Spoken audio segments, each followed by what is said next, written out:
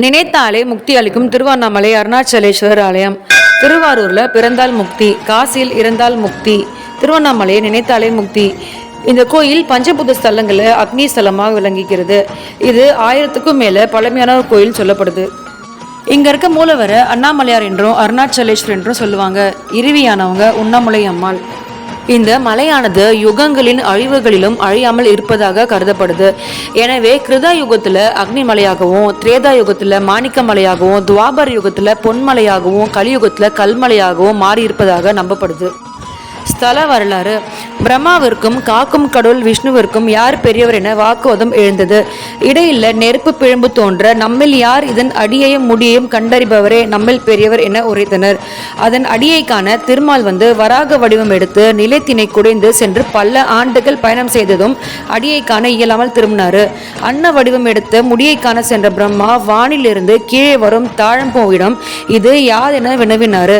அதற்கு அந்த தாழம்பூ, இந்த நெருப்பு ஜுவாலையானது சிவபெருமான் எனவும், நான் சிவனாரின் தலையிலிருந்து பல ஆண்டுகளாக விழுந்து கொண்டிருக்கிறேன் என உரைத்த தாழம்பூவிடம், நீ திருமாலிடம் நான் இந்த நெருப்பு பிழம்பாக நின்ற சிவபெருமானின் முடியை கண்டுவிட்டேன் என்று கூறும்படி கேட்டார் பிரம்மர். தன்னால் அடியை கண்டறிய முடியவில்லை என்று ஒப்புக்கொண்ட திருமாலிடம் பிரம்மன், நான் பகீரதனுக்காக ஆகாய கங்கையை தனது செஞ்சடையில் தாங்கி சிவகங்கை என பெயர் மாற்றிய சிவபெருமானின் முடியை கண்டுவிட்டதாகவும், அதற்கு இந்த தாழம்புவே சாட்சி என உரைத்தும், நீ எனக்கு ஒரு குழந்தைக்கு ஒப்பானவென கூறி நகையாடினாரு. இதனால ஆத்திரமுற்ற சிவபெருமான் பத்ம கற்பத்தில் பிரம்மன் திருமாலின் உந்தி கமலத்தில் தோன்றுவார் எனவும், தாழம்பூ சிவ பூஜையில் இனிமேல் பயன்படாதவெனும் சபித்தாரு. இந்த ஸ்தலத்தோட இன்னொரு சிறப்பு பாத்தீங்கன்னா, பார்வதி தேவி சிவபெருமானை நோக்கி கடும் தவம் புரிஞ்சாங்க.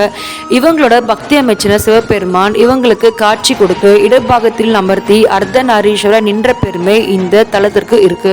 நால்வர் என்று அழைக்கப்படும் அப்பர், சுந்தரர், திருஞான சம்பந்தர், மாணிக்க வாசகர் ஆகியோரால தேவார பதிகங்களே பாடியிருக்காங்க. இந்த தலத்தோட மூலவர் சிவபெருமானா இருந்தாலும் இங்குள்ள முருகன் மீது அருணகிரிநாதர் பாடல்களை பாடியிருக்காங்க. இந்த தலத்தில் உள்ள மலை எல்லா யுகங்களிலும் அழியாமல் இருப்பதாகவும், இந்த மலையே சிவபெருமான் என்று நம்பப்படும் சைவர்களால இந்த மலையை சுற்றி கிரிவலம் செய்யப்படுகிறது. அது மட்டும் இல்லாமல் இந்த மலையை சுற்றி அஷ்டலிங்க தரிசனம் பார்க்கலாம். இந்திரலிங்கம், அக்னிலிங்கம், யமலிங்கம், நிருதிலிங்கம், வருணலிங்கம், வாயுலிங்கம், குபேரலிங்கம், ஈசானிலிங்கம் சொல்லிட்டு அஷ்டலிங்கங்களை பிரதிஷ்டை பண்ணியிருக்காங்க. அது மட்டும் இல்லாமல் கிரிவலம் போகிற பாதை ஃபுல்லாகவே சித்தர்களோட ஜீவ சமாதிகள் இருக்குது. பல்வேறு நகரங்களிலிருந்தும் ஊர்களிலிருந்தும் எண்ணற்ற சித்தர்கள் இங்கே வாழ்ந்து சமாதி அடைஞ்சிருக்காங்க. அவர்களில் ரமணர், சேஷாதிர சாமிகள், விஸ்ரீ சாமிகள், குரு நமச்சிவாயர், குகை நமச்சிவாயர் போன்றோர் குறிப்பிடத்தக்கவர்.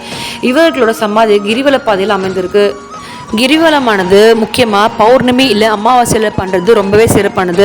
இது பௌர்ணமி அமாவாசை தினத்தன்று மட்டும் இல்லாமல் வாரத்தில் இருக்கிற 7 நாளுமே மக்களால், பக்தர்களால் கிரிவலம் வருதை நம்ம பார்க்க முடியும். விழாக்கள் பார்த்தீங்கன்னா கார்த்திகை, திருக்கார்த்திகை தீபம், ஐப்பசி பௌர்ணமியில் வரும் அன்னாபிஷேகம், பிரம்மோற்சவம், சிவராத்திரி இதெல்லாம் பார்த்தீங்கன்னா வெகு விமர்சையாகவே கொண்டாடப்படுது. வாழ்க்கையில் ஒரு முறை எனும் இந்த திருவண்ணாமலை அருணாச்சலேஸ்வரை தரிசனம் பண்ணி முக்தி அடைவோம். ஓம் நம சிவாய.